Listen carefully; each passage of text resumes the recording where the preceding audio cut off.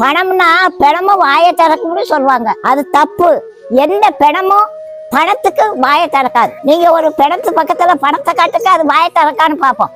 உண்மையான அர்த்தம் என்னன்னு பாட்டி சொல்றேன். பணத்துக்காக வாய ஆன பிளக்கிறவன் செத்த பிணத்துக்கு சமம். அதான் உண்மை. பண விஷயத்துல யாரையும் நம்பாதீங்க. பெத்த தாயும் நம்ப கூடாது, பெத்த பிள்ளையும் நம்ப கூடாது. உன் மடியில படுத்திருக்க மனைவிய கூட நம்பாதேன்னு கடவுள் சொல்லியிருக்காரு. உங்க கையில பணம் இருந்தா கடன் கொடுங்க. அங்க வாங்கி இங்க வாங்கி யாருக்கும் கடன் கொடுக்காதீங்க. அந்த கடன் உங்க தலைமையிலதான் வரும். உங்ககிட்ட கடன் வாங்கினவங்க நீங்க யாருன்னு கேட்பாங்க. நான் எப்போ உங்ககிட்ட கடன் வாங்கினேன், அதுக்கு என்ன ஆதாரம் இருக்குன்னு கேட்பாங்க. உங்ககிட்ட 2 சட்டை இருந்தா ஒரு சட்டையை ஏழைக்கு கொடுங்க. இன்னொருத்தங்கிட்ட சட்டம் கடன் வாங்கி அவங்ககிட்ட கொடுக்காதீங்க. பண விஷயத்துல கொஞ்சம் ஞானமா நடந்துக்கிடுங்க. அல்லது நீங்க பெரிய கடன் சுமையில சிக்கிக்கிடுவீங்க. கடல்ல விழுந்தாலாவது நீச்சல் தெரிஞ்சவன் உங்களை காப்பாற்ற வருவான். கடன்ல விழுந்தீங்கன்னா பணக்காரன் கூட உங்களை காப்பாற்ற வரமாட்டான். காப்பாத்துங்க காப்பாத்துங்கன்னு யார நீங்க கூப்பிட்டாலும் யாரும் காப்பாற்ற வரமாட்டாங்க. அது ஏன்? உங்க அண்ணன் தம்பியே காப்பாற்ற வரமாட்டான். பணம் 10 செய்யும்னு சொல்லுவாங்க.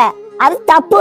பணத்துக்காக உன் தோழரே 10 செய்வான். அதான் உண்மை. பணம் பாதாளம் வரைக்கும் பாயும்னு சொல்லுவாங்க. அது தப்பு. நம்ம பாதாளத்துக்குள்ள போக வரைக்கும் பணம் தேவை. அதான் உண்மை. 30 வெள்ளி காசுக்காக இயேசுவே காட்டி கொடுத்த பொல்லாத உலகம் ஐயா இது. பார்த்து பக்குவமா நடந்துக்கையா, நீ நல்லா இருப்பையா.